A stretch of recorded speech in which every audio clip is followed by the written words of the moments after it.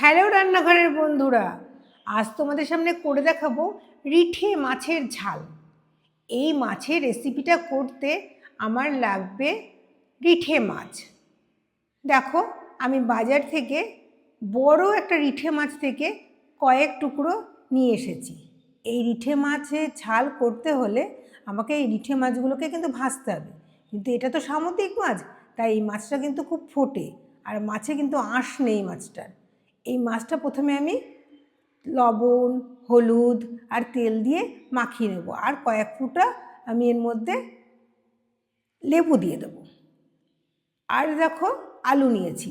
আলুটা বড় দুটো আলু নিয়েছি। এই আলু দুটো কিন্তু আমি এক একটা আলু থেকে 4 টুকরো করেছি। আলুগুলো কিন্তু চন্দ্রমুখী আলু, খুব তাড়াতাড়ি গলে যাবে আলুগুলো, আর ঝোলটাও কিন্তু একটু বেশ মাখো মাখো হবে। এইগুলোর পরে দেখো আমার লাগবে কাঁচা লঙ্কা। কয়েক টুকরো আমি কাঁচা লঙ্কা নিয়েছি, এগুলোকে আমি চিড়ে দেবো। লঙ্কাগুলো কালো কালো লঙ্কা নিয়েছি, কিন্তু দেখো কালো লঙ্কাই যে নিতে হবে এমন কোনো দরকার নেই, যে কোনো লঙ্কা নিতে পারো তুমি। এই লঙ্কাগুলো ঝাল তো, তাই আমি এটা নিয়েছি।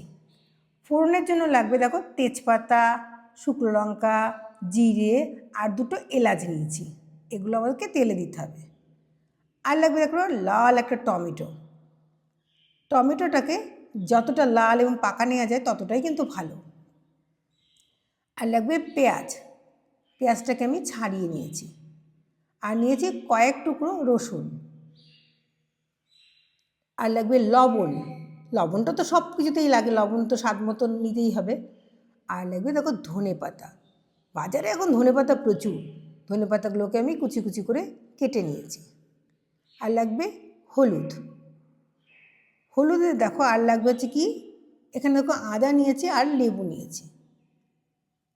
আর এখানে লাগবে জিরে। এগুলো করতে আমাকে যে মশলাটা করতে হবে সেই মশলাটা আমাকে করে নেব। আর এই মাছটা দেখো, এই মাছের কী বলো, যখনই আমি মাছটা করব তখনই কিন্তু মাছটাকে আমার যখন ভাজবো খুব সাবধানে কড়াইটা প্রথমে খুব ভালো করে তাতিয়ে নিতে হবে।